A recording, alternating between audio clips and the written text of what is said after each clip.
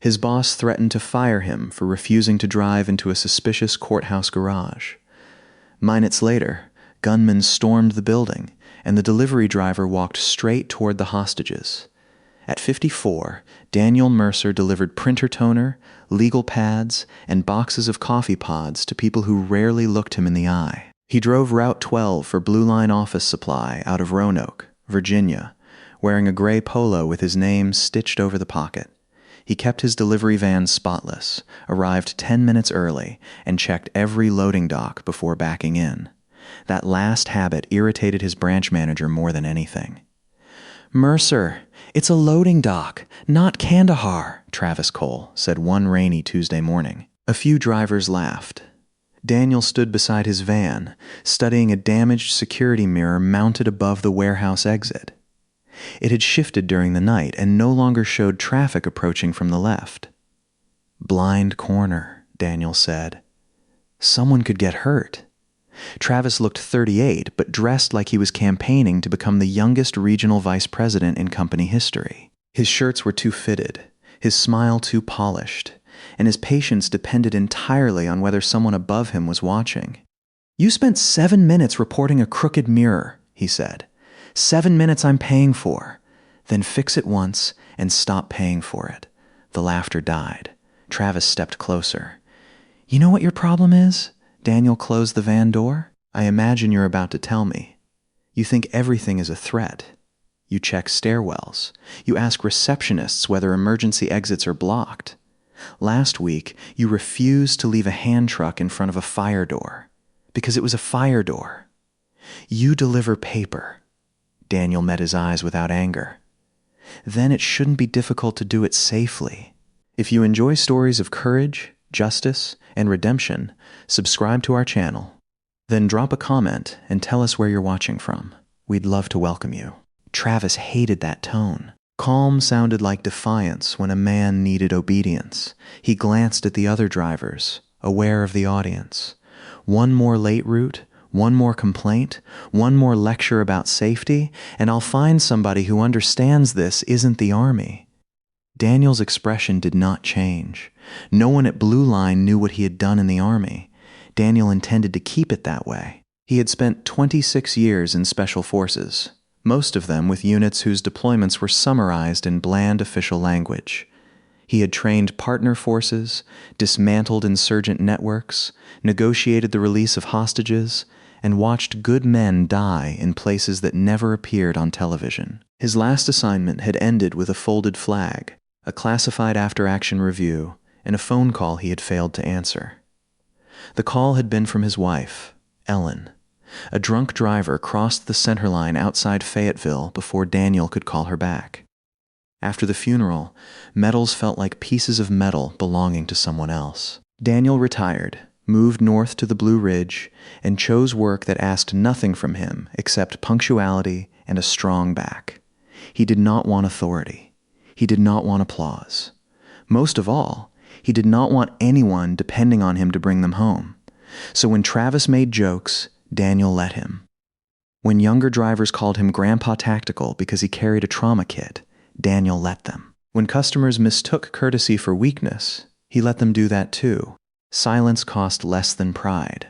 That Tuesday's route included the Everett M, Holloway Federal Courthouse in downtown Roanoke. Blue Line held the supply contract for several federal offices, and Daniel made the delivery every week. The order was larger than usual. 12 cartons of copy paper, toner cartridges, bottled water, and legal pads for a high-profile organized crime trial. The defendant was Vincent Rusk, a regional crime boss whose trucking companies had moved narcotics, stolen weapons, and trafficked women along Interstate 81. 2 local deputies, a state police evidence technician, and at least one federal contractor had already been implicated in his network. The trial had turned the courthouse into a fortress. Concrete barriers narrowed the street. Federal Protective Service officers checked vehicles at the service entrance. Deputy U.S. Marshals watched the lobby from behind ballistic glass. Daniel noticed the changes before he reached the corner. A white utility van sat in a no-parking zone across from the courthouse. Fresh mud covered its license plate, though the rest of the vehicle was clean. A man in a reflective vest stood beside a telecommunications cabinet without tools.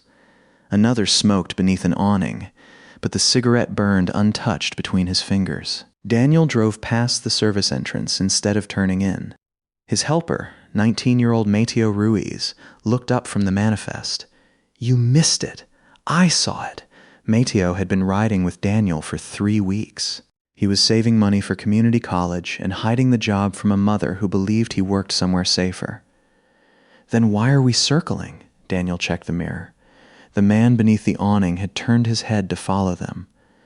"Does the paperwork mention utility work?" Mateo searched the delivery notes. "No. Call dispatch. Ask if the courthouse changed its delivery window," Mateo dialed. Travis answered on speaker. "What now?" the manager said. Daniel kept driving. "Unmarked utility crew on the east side. Service lane looks wrong. Confirm the delivery." A long breath crackled through the phone. "Mercer, this is exactly what I was talking about. Confirm it. The courthouse is expecting the order. They called 20 minutes ago. Who called? How should I know? Name?" Travis's voice sharpened. "Pull into the dock and unload the boxes. If you come back with a refusal, don't bother clocking in tomorrow." The call ended. Mateo stared at the phone. "He can't fire you for that, can he? He can try." Daniel circled the block once more. The utility van had moved closer to the underground garage entrance. That was enough. He called the courthouse security desk directly. A receptionist transferred him to loading control. "Service entrance," a man answered. "This is Daniel with Blue Line. I'm scheduled at 10:15. We've been waiting. Use the lower ramp." Daniel's eyes narrowed. Every previous delivery had gone through the street-level dock. Commercial vehicles were prohibited from the lower ramp because it connected to secure prisoner transport. Who authorized that? Marshall Owens. Daniel knew Supervisory Deputy Marshall Claire Owens. She had signed for his deliveries at least a dozen times. "That's interesting," Daniel said. "Owens told me never to use it." The line went dead. Mateo's face changed. "That's bad, right?" Daniel took the next right. 3 vehicles moved at once.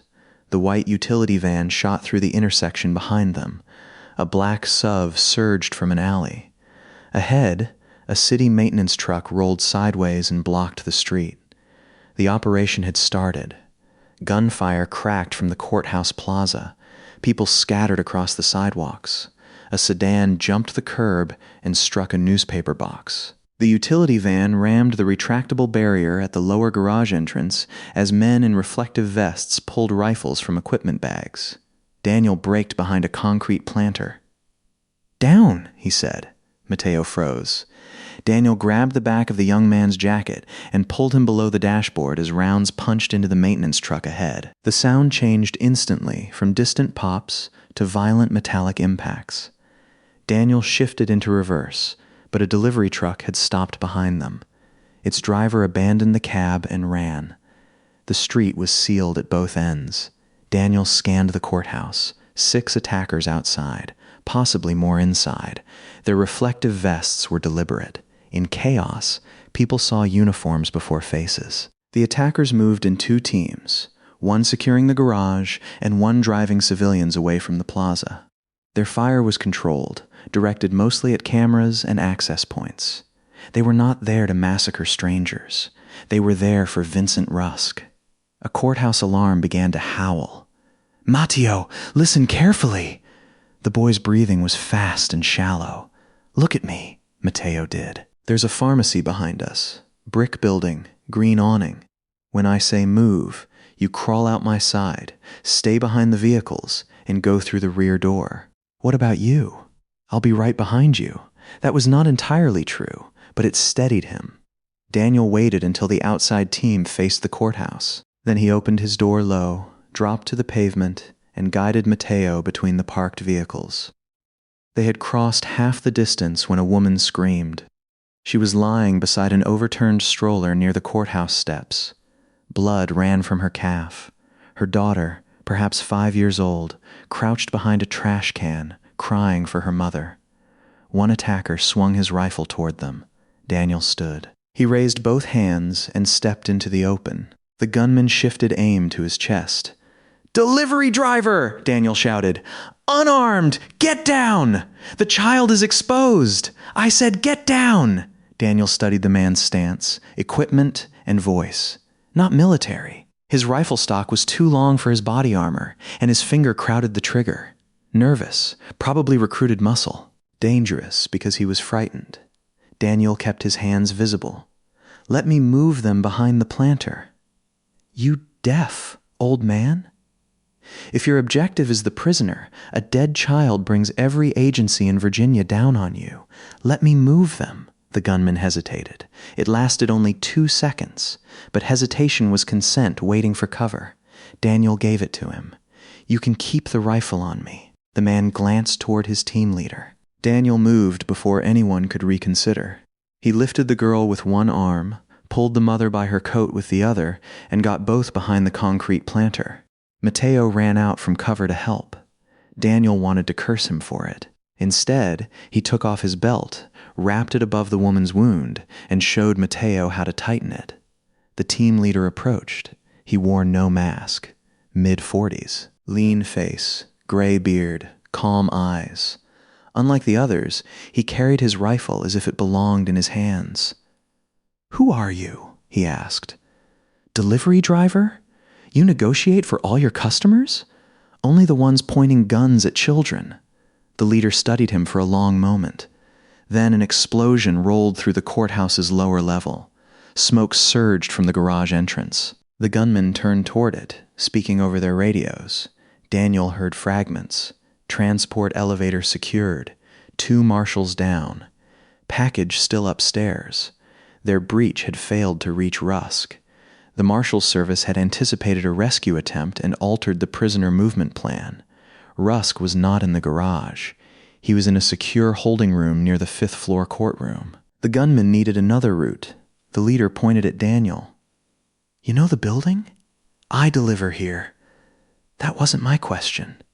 Daniel looked past him at the courthouse doors. A wounded security officer lay inside the lobby. Civilians were trapped behind overturned benches. Somewhere above them, brief bursts of gunfire echoed through marble corridors. "I know enough." The leader smiled without warmth. "Then today you're getting promoted," he ordered Daniel, Mateo, the wounded mother, and 6 other civilians into the courthouse. Inside, the lobby smelled of smoke, dust, and sprinkler water. The metal detectors had been knocked over. One federal officer sat against a wall, pressing both hands to his abdomen. Daniel counted 11 attackers in total, 6 outside, 5 inside. 2 were disciplined. The rest watched the veterans of the group and tried to imitate them. A woman in a navy suit knelt near the elevators with her hands secured behind her. Blood darkened one sleeve. Deputy UHS, Marshal Claire Owens. Her eyes found Daniel. She gave no sign she recognized him as anything more than the man who delivered copy paper every Tuesday. The team leader shoved Daniel forward. "You're going to take us to the 5th floor holding area." Daniel glanced at the elevator panel. Elevators lock during a security breach. Stairs. East stairwell is controlled from the command center. The leader stepped close. "You're very informed for a delivery driver. There are signs." There were no signs. Claire noticed that. The leader did too. "What's your name?" "Daniel Mercer." The leader's expression remained still, but something behind it shifted.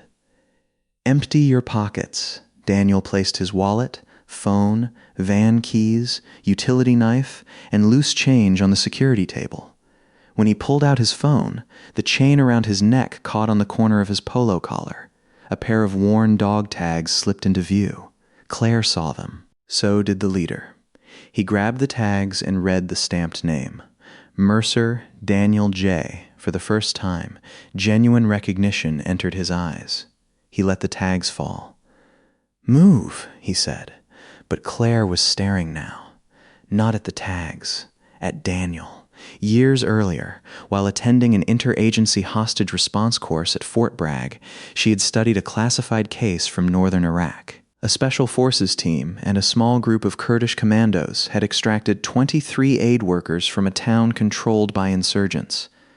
The operation succeeded after an American master sergeant spent 14 hours negotiating with a militia commander, quietly turning 3 factions against one another without revealing the rescue force moving into place. The instructor had called it one of the finest examples of unconventional hostage recovery he had ever seen. Most names in the report had been redacted. One had not. Daniel J. Mercer. Claire looked at the quiet delivery driver she had seen carrying Toner through the lobby for almost a year. He gave her the smallest shake of his head. Not yet. The attackers split the hostages into 2 groups. Daniel, Claire, Mateo, and 3 court employees were taken toward the east stairwell. The others remained in the lobby as leverage. The team leader introduced himself as Nolan Vick. Daniel knew the name.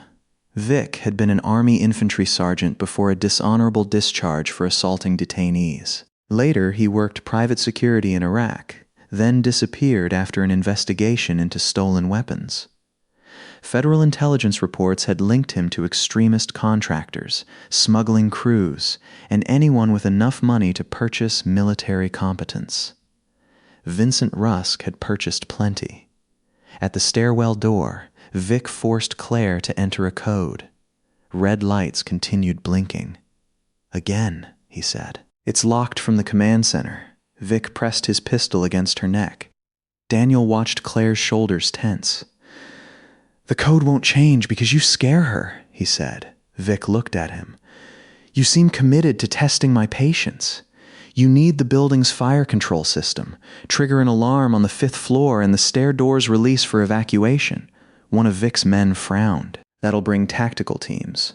"They're already coming," Daniel said. "Your problem is time," Vick studied him again. "Why help us? I'm helping the people you'll shoot if you lose control." "That sounds noble." "It's practical. Dead hostages have no value." Vick stared at him, trying to determine whether the suggestion was a trap. It was. Not in the way he suspected. Activating a 5th floor alarm would unlock doors, but it would also divide the attacker's attention, trigger smoke barriers, and create movement responding law enforcement could exploit. More importantly, it would give Daniel a reason to reach the building control room. "The main panel is behind security," Claire said. "2nd floor." Vick assigned 2 men to take Daniel and Claire there. Mateo was ordered to stay behind. The young man's fear broke through. "No, he said he'd stay with me." One of Vick's gunmen shoved him against the wall. Daniel's voice changed. It did not become louder. It became absolute. "Don't touch him again." The gunman turned, amused. "Or what?" Daniel looked directly at him. Something in that look erased the smile, Vick noticed. "You care about the kid?" he asked. "He works with me. That all?" "That's enough," Vick stepped between them. "Then keep being useful." Outside, 3 blocks away, federal and local tactical teams had established a command post inside the lobby of a bank. Maps of the courthouse covered folding tables. Radios overlapped in a storm of reports. Ambulances waited behind armored vehicles while snipers searched rain-streaked windows for targets. Chief Deputy Marshal Samuel Price stood over a building diagram when an operations officer handed him a phone. "We've got the delivery company on the line," the officer said. "Manager says one of his employees may be involved." Price took the call. Travis Cole spoke quickly, his fear disguised as managerial certainty. The employee's name was Daniel Mercer, former Army, unstable, obsessive about security, known to overreact and disregard instructions. Travis said Daniel had ignored a direct order, diverted a company vehicle, and effectively hijacked the van with a teenage helper inside. He suggested Daniel might have coordinated the suspicious delivery call or even assisted the men at the courthouse. What Travis did not say was that Mateo's phone had recorded his threat. He did not mention that Daniel had been the first person to report the fake utility crew. He did not mention ordering him toward the compromised garage. Travis was protecting Blue Line from liability, and the fastest way to protect the company was to make Daniel the problem. "Do you have evidence he knows the attackers?" Price asked. "No direct evidence," Travis admitted. "But I've been warning people about him for months. He acts like he's still at war. If he's inside that building, you need to be careful." The statement went into the incident log. Within seconds, Daniel Mercer's name was attached to an alert: possible armed collaborator. Former military, maybe impersonating hostage or friendly asset. On the second floor, Daniel and Claire walked ahead while 2 armed men followed. Security shutters divided the corridor into sections. Smoke drifted from a records office where a stun grenade had ignited carpeting. Claire stumbled near a fallen deputy. Daniel caught her. As he helped her upright, she whispered, "I know who you are. You know who I was. We need who you were." "No. You need the radio on that deputy's vest," she understood immediately. Daniel shifted his body to block the gunman's view. Claire dropped to one knee, pretending her injured arm had failed. Her fingers slipped beneath the fallen deputy's coat and pressed the emergency transmit switch. Every word in the corridor was now being broadcast on a secured law enforcement channel. Daniel raised his voice. "The fire control room is 20 yards ahead, past the north stairwell. Once the 5th floor releases, Vic will move his primary team up the east stairs. Approximately 9 armed men remain operational. Hostages are in the lobby and east stairwell." One gunman frowned. "Who are you talking to?" Daniel pointed at Claire. "Her. She needs to understand the system." The gunman accepted the explanation because he wanted to. At the command post, Price leaned toward the radio. "Who is transmitting?" An analyst checked the emergency beacon. "Signal belongs to Deputy Marshal Harlan. He's listed as down." Another officer pointed toward the incident log. The speaker identified Vic and the fire control room. Could be Mercer. "The suspected collaborator?" Price asked. "Yes, sir." A tactical commander keyed his radio. "North stair team, possible hostile approaching your position. Male, mid-50s, gray-blue line polo, former military, detain if possible." The commander hesitated, then added, "If he presents a weapon or attempts to direct movement, treat him as hostile." Daniel and Claire reached the north stairwell at the same moment the tactical team inside received the warning. The door burst open. 2 federal officers in helmets and body armor poured into the hallway. "Hands! Show me your hands!" Daniel stopped immediately and raised both arms. The 2 attackers behind him reacted on instinct. One ducked into a doorway. The other swung his rifle toward the tactical officers. Daniel saw the muzzle rising. He also saw the lead officer's aim shift from the attacker to the gray-blue line polo. "Gun!" someone shouted. Daniel dropped to one knee and pulled Claire down with him. 3 shots cracked through the corridor. The attacker's rifle discharged into the ceiling. The tactical officers fired back, striking him in the shoulder and driving him behind the security desk. The second gunman fled toward the east stairwell. Daniel stayed on his knees with his hands visible. "Do not move!" the lead officer shouted. "I'm unarmed! Face down!" Daniel started lowering himself. Then Claire stood. The officer's rifle snapped toward her. "Deputy Owens, get clear! He's friendly," Claire said. "Command says he may be working with them. He just saved my life. We have an eyewitness statement identifying him as unstable and non-compliant." "From whom?" "His employer." Daniel heard the answer and understood immediately. Travis. The wounded attacker groaned behind the desk. Daniel did not look toward him. Any sudden movement would reinforce the accusation. The tactical officer stepped closer. "Mercer, interlock your fingers behind your head," Daniel obeyed. Claire moved between him and the rifle. The officer's voice hardened. "Marshal, step aside." "No, that's a direct order, and it's based on bad intelligence." He ignored company orders, diverted a commercial vehicle, and may have facilitated the breach. He diverted the vehicle because he recognized the ambush before courthouse security did. "Step aside." Claire did not move. "If you shoot this man," she said, "you shoot through me." The corridor went still. The officer stared at her. "You're risking your career." "I know." "You can't verify who he is." Claire looked down at Daniel.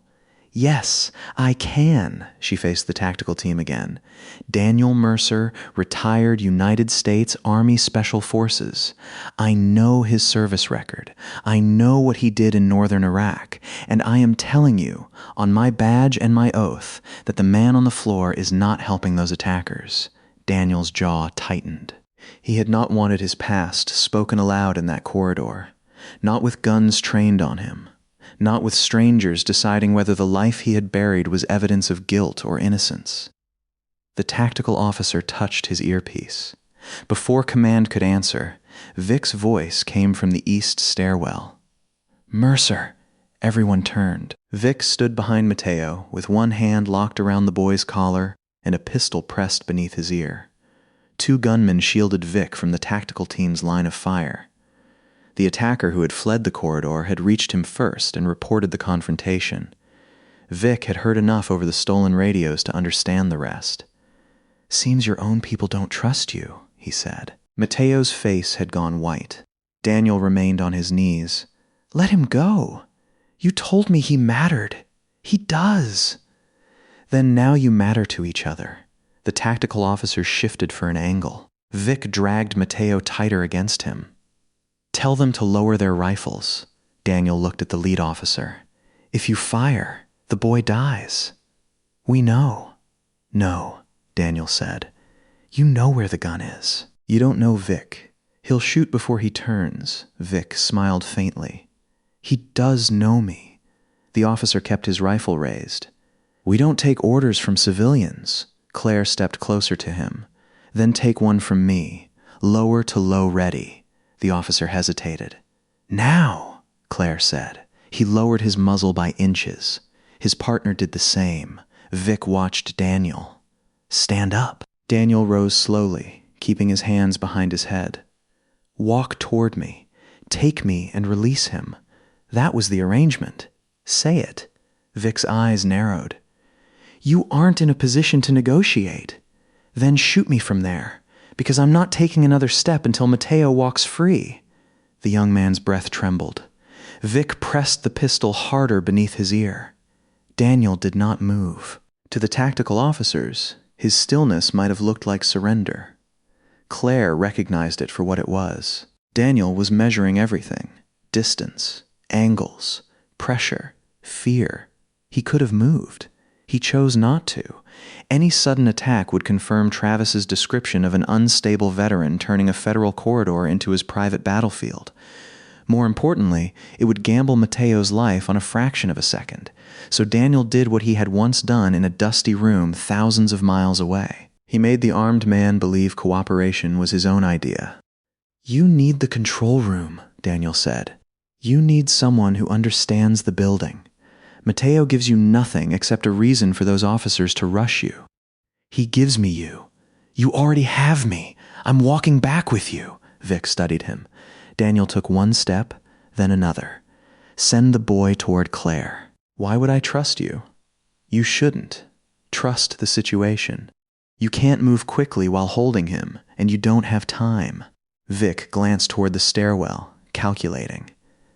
That was the opening Daniel wanted. Not for an attack, for a decision. Mateo, Daniel said calmly, when he releases you, walk. Do not run.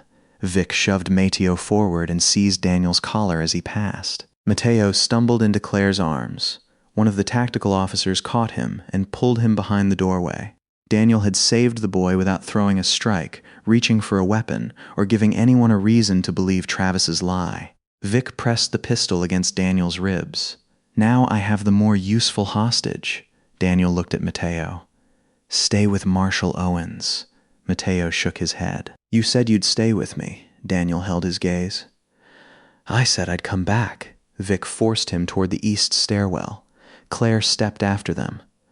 I'm going too. The tactical officer grabbed her good arm. Absolutely not. The fire control door requires federal credentials. They need me. They'll kill you.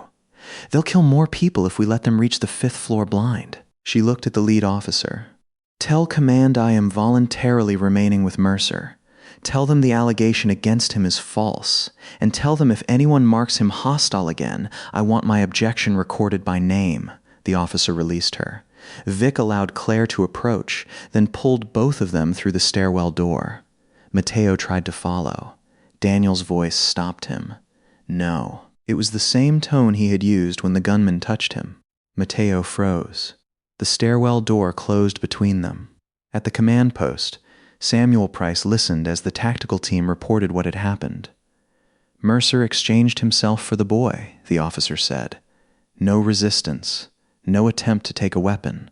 Price looked again at Daniel's name. Something old stirred in his memory. "Get me his military record," he ordered. "It may take time." Then move faster, back inside. Vic took Daniel and Claire toward the control room under guard. "You could have tried something back there," Vic said, "and gotten the kid killed. You're slower than you used to be?" Daniel glanced at him. "You don't know what I used to be." Vic gave him a thin smile. "I'm starting to." The fire control room stood at the end of the next corridor. Claire entered her access code. The door opened. Inside, monitors showed camera feeds from across the building. Several were black, but enough remained active to reveal the shape of the siege. Rusk's trial had been assigned to courtroom 5B. Judges, jurors, attorneys, and spectators had barricaded themselves inside. 4 deputy marshals held the corridor. Rusk was secured in a separate interview room with 2 more deputies. Vic's people had underestimated the resistance. Their original plan depended on a corrupt courthouse systems contractor disabling the alarms and prisoner elevator. The elevator sabotage had worked. The remote door access had not. Someone on the inside had betrayed both sides. A courthouse facilities supervisor named Eric Leland appeared on one monitor, moving alone through a restricted 4th-floor corridor. Daniel had seen him dozens of times. Leland complained constantly about federal pay, his divorce, and how nobody appreciated the complexity of his job. Now he carried an access badge and a compact submachine gun. Claire saw him too. "He's our insider." "He's more than that," Daniel said. Leland entered the judicial chambers behind courtroom 5B from there. A private stairway led directly to the courtroom and holding corridor. Vic's frontal assault was a diversion. Leland intended to reach Rusk himself. Daniel turned toward Vic's guards. "Call him. Tell him the 5th-floor route is compromised. Do your job," the older gunman said. "If Leyland reaches Rusk first, he'll use the judge's private elevator." "How do you know Leyland?" "Because he just locked your boss out." Confusion passed between the men. Daniel had seen the weakness in Vic's team from the beginning. They were not bound by ideology or loyalty. They were contractors and criminals held together by money. Suspicion would travel faster than orders. The younger gunman reached for his radio. Daniel moved. He drove the steel edge of the control room door into the older man's wrist. The rifle dropped. Claire swept it away with her foot. The younger attacker turned, but Daniel caught his forearm, redirected the muzzle into the ceiling, and used the man's momentum to put him face first against the wall. One controlled strike ended the struggle. The older gunman reached for a sidearm. Claire leveled the recovered rifle. "Don't," he stopped. The entire fight lasted less than 6 seconds. Claire stared at Daniel. He showed no anger and no excitement. He removed the weapons, secured both men with their own restraints, and checked them for injuries. "That," Claire said quietly, "was very retired of you." Daniel handed her a radio. "Can you reach command?" The emergency transmitter should have given them our location. As if in answer, a voice sounded through the fallen deputy's radio. "Command to interior asset. Identify." Claire keyed the microphone. "Supervisory Deputy Owens. 2nd floor fire control. I have actionable intelligence and 1 friendly civilian." The reply came immediately. "Is the civilian Daniel Mercer?" "Affirmative." "Separate from him and confirm he is unarmed." Claire's face hardened. "Negative. The allegation against Mercer is false. We have a report that he hijacked the delivery vehicle, ignored direct orders, and may be assisting the assault team." The report came from a branch manager trying to conceal his own negligence. Mercer identified the attack before it began, saved civilians on the plaza, exchanged himself for a teenage hostage, and just secured 2 armed suspects without lethal force. A pause followed. Then another voice came over the channel, older and stunned. "Did you say Daniel Mercer?"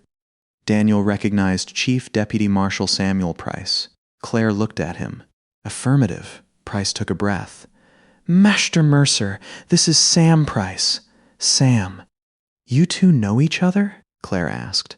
"Long time ago," Daniel said. Price's voice tightened. "Dan, tactical teams are staged, but Vic has hostages in 3 locations. We can't breach without a coordinated picture." Daniel studied the monitors.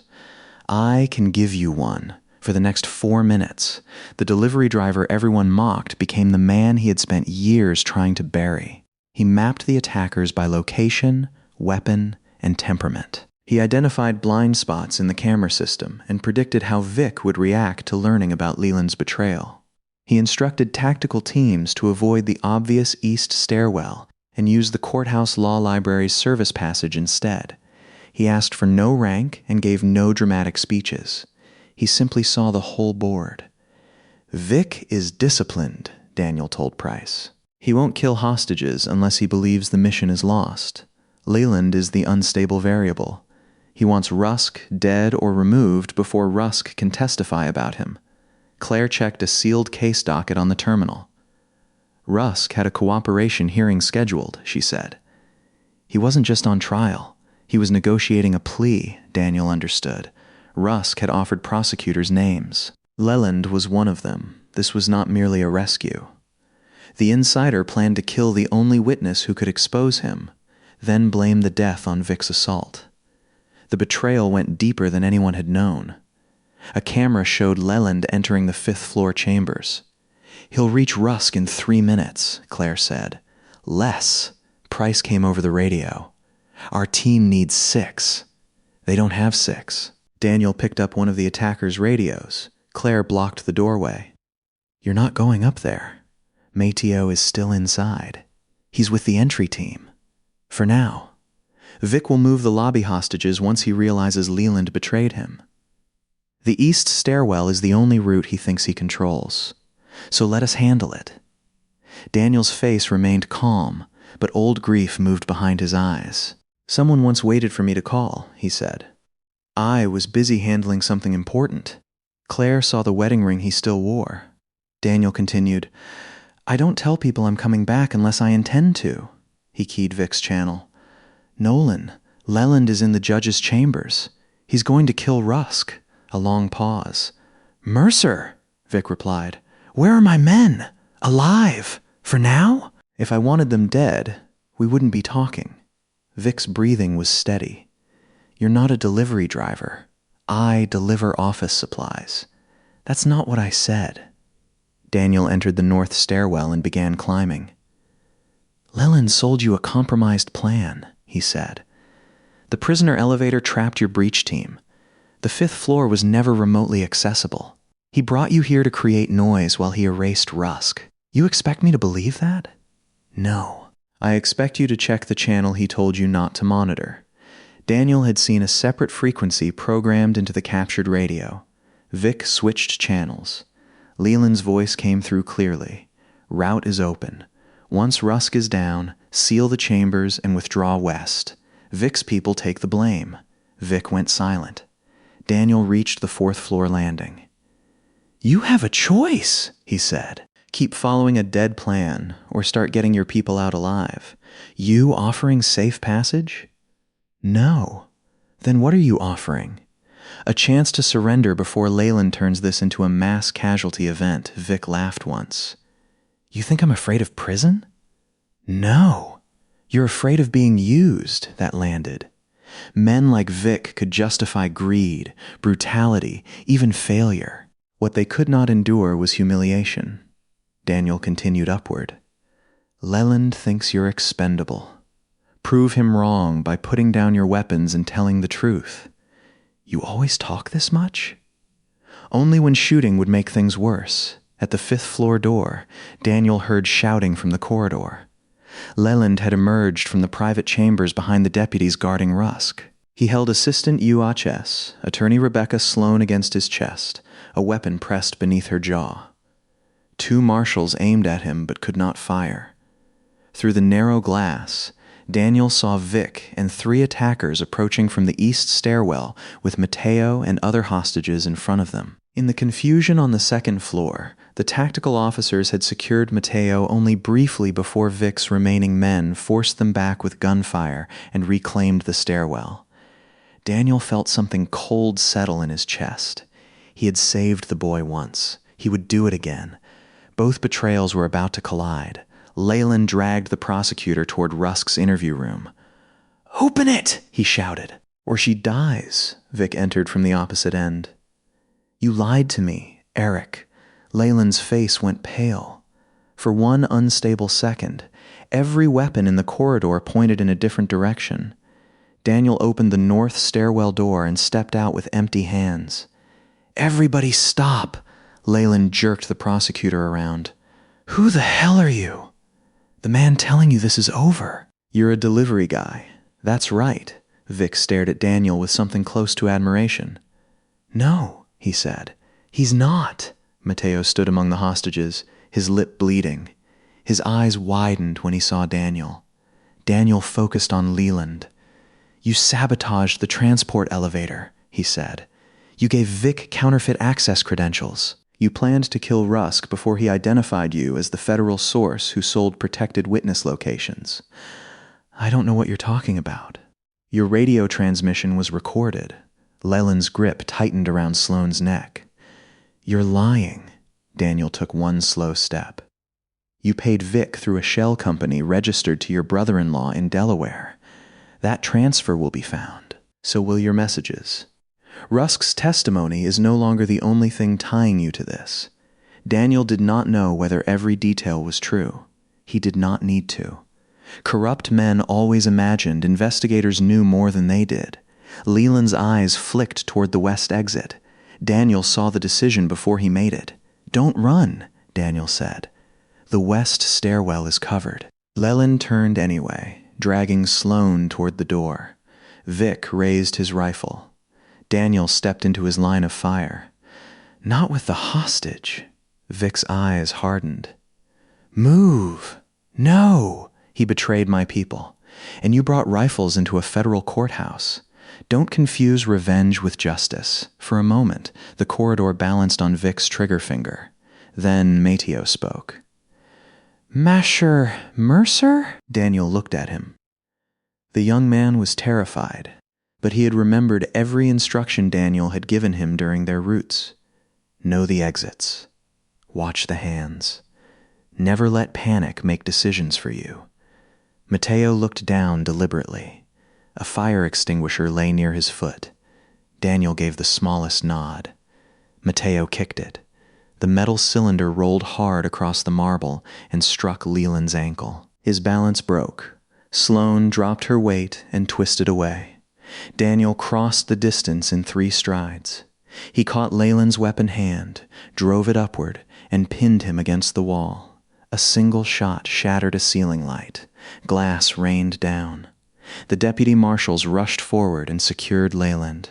At the same moment, tactical officers emerged from the law library passage behind Vic's team. "Federal agents, drop your weapons!" Vic looked left, then right. He had no route out. His men began lowering their rifles. Vic kept his. Daniel stood 10 feet away, unarmed. "You knew they were coming," Vic said. "Yes! You kept me talking!" "Yes!" "You could have let me shoot Leyland." "Yes!" Vic's expression tightened. "Why didn't you?" "Because the law doesn't belong to whoever is angriest." The tactical officers shouted again. Vic looked at Daniel's dog tags, still hanging outside his shirt. "Who were you?" Daniel held his gaze. "Someone who learned surrender takes more courage than people think." For several seconds, Vic did not move. Then he removed the magazine from his rifle, cleared the chamber, and placed the weapon on the floor. The siege ended 1 minute and 43 seconds later. All 17 hostages survived. 3 federal officers and 2 civilians suffered gunshot wounds. but none died. Eric Leyland was charged with conspiracy, attempted murder, providing material support for a violent criminal enterprise, witness tampering, and a list of federal offenses long enough to consume the rest of his life. Vincent Rusk remained in custody. Within 48 hours, he signed a cooperation agreement that dismantled the network he had built over 2 decades. Arrests followed in Virginia, Tennessee, West Virginia, and North Carolina. Nolan Vick pleaded guilty to avoid life without parole. His testimony exposed the private security brokers who had recruited his team. Blue Line Office Supply reacted differently.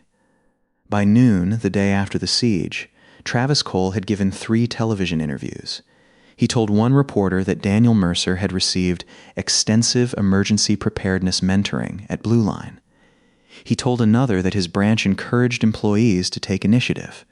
He stood beside a company van and described Daniel as part of our family. He did not mention the call to the authorities. He did not mention labeling Daniel an unstable veteran. He did not mention that his accusation had nearly gotten Daniel shot inside the courthouse.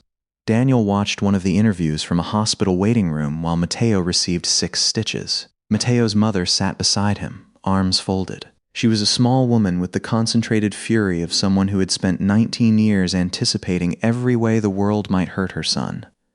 "You told him to kick a fire extinguisher at a gunman?" she asked. "No, ma'am," Mateo emerged from the treatment room. He nodded. Daniel looked at him. "That was not permission. It definitely felt like permission." His mother stared at both of them. Then she wrapped Daniel in a hug so sudden he had no defense against it. "You brought my boy home," she whispered. Daniel stood motionless for a moment. Then he put one hand gently against her back. He helped bring himself home. The courthouse reopened 2 weeks later. Daniel returned with the copy paper. The damaged entrance had been boarded up. Fresh flags hung above the plaza. Reporters still waited near the steps, hoping for a glimpse of prosecutors or defendants connected to the Rusk case. Daniel used the service dock. Claire Owens met him there. Her arm was in a sling, but she had returned to light duty. "You're supposed to be at an awards ceremony," she said. "I have deliveries. The Attorney General is there. He'll manage. The Marshal's Service wants to give you its highest civilian honor." Daniel lowered a carton onto his hand truck. "Mail it," Claire smiled. "Sam Price said you'd say that." She handed him a folder. Inside was a photocopy of an old military citation. Most operational details had been removed, but Daniel's name remained, along with a description of lives saved during missions the public would never fully know. Beneath, it was a letter signed by 12 deputy marshals, including the 2 tactical officers who had confronted him on the 2nd floor. Claire said, "They wanted you to know they reviewed the radio traffic. They followed the information they had. Bad information. They didn't create it.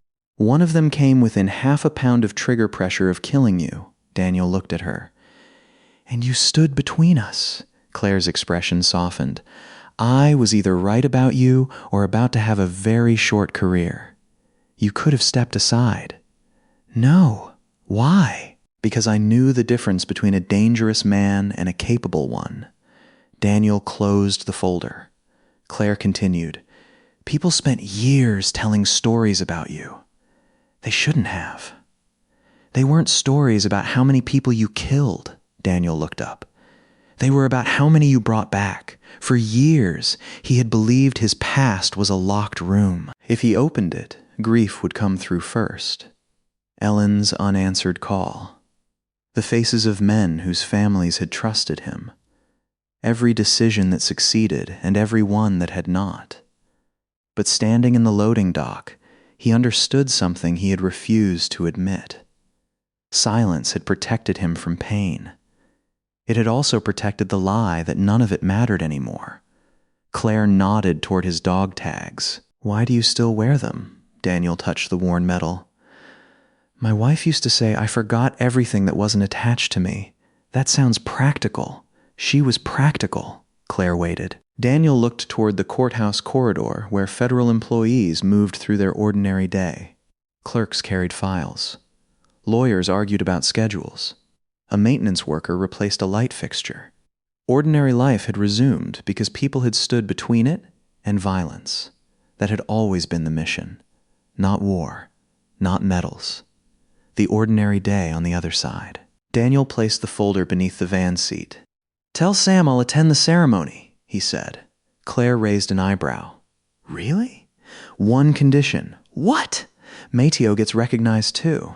He kicked a fire extinguisher. He acted under pressure to save a hostage. You told his mother it wasn't permission." "It wasn't," Claire laughed. "I'll see what I can do." When Daniel returned to the Blue Line branch, Travis was waiting with a regional vice president and a camera crew. A banner hung over the loading area. "Blue Line honors an American hero." Daniel stopped the van outside. Mateo read the banner through the windshield. "That is painful. Stay here." Daniel walked inside. Travis hurried toward him with the wide smile he used around executives. "There he is," he announced. The man of the hour. Employees gathered between the loading bays. Some applauded. Others looked embarrassed. Travis placed a hand on Daniel's shoulder. Daniel removed it. The camera kept rolling. "We're proud to announce Daniel's promotion to Regional Safety Coordinator," Travis said. "His courage reflects the values I've worked hard to build at this branch." Daniel looked at the assembled drivers. They had heard Travis mock his caution. They had watched him threaten Daniel's job. Now they watched the same man try to stand inside Daniel's shadow. The regional vice president extended a hand. "Mr. Mercer, we'd be honored. We'd be honored if you accepted." Daniel did not shake it. "Did Travis tell you he ordered me into the lower garage after I reported suspicious activity?" The warehouse went silent. The vice president's smile disappeared. "He what?" Travis gave a nervous laugh. "There was some confusion during dispatch. He threatened to fire me if I didn't comply." "That's not exactly how the conversation went." Mateo stepped out of the van holding his phone. "I recorded it." Travis turned pale. The young man played the call. Every word echoed through the loading bay. "Pull into the dock and unload the boxes. If you come back with a refusal, don't bother clocking in tomorrow." When the recording ended, Daniel looked at Travis. "Tell him the rest," Travis swallowed. "I don't know what you mean." "The call you made to the command post." The regional vice president turned. "What call?" Travis lowered his voice. "We had to protect the company." "You told federal officers I was unstable," Daniel said. "You said I hijacked the van. You suggested I was helping the attackers." Whispers moved through the warehouse. Travis glanced at the camera. "We had an active shooter situation. I provided relevant background. You lied to shift responsibility for your order. I made a judgment call. Your judgment nearly got me shot." Travis's face tightened. "Dan, we can discuss this privately." "You made the praise public. The truth can be public too." Daniel looked at the regional vice president. "Your company doesn't need a hero on a banner. It needs managers who listen when employees report danger. It needs leaders who tell the truth when they make a mistake." The vice president asked the camera crew to stop recording. One camera operator did. The other kept filming. By the end of the afternoon, Travis Cole had been suspended pending an internal investigation. The investigation uncovered falsified delivery metrics, ignored vehicle maintenance reports, retaliation against drivers, manipulated time records, and the full recording of his call to federal authorities. He was fired 3 weeks later. Daniel declined the promotion.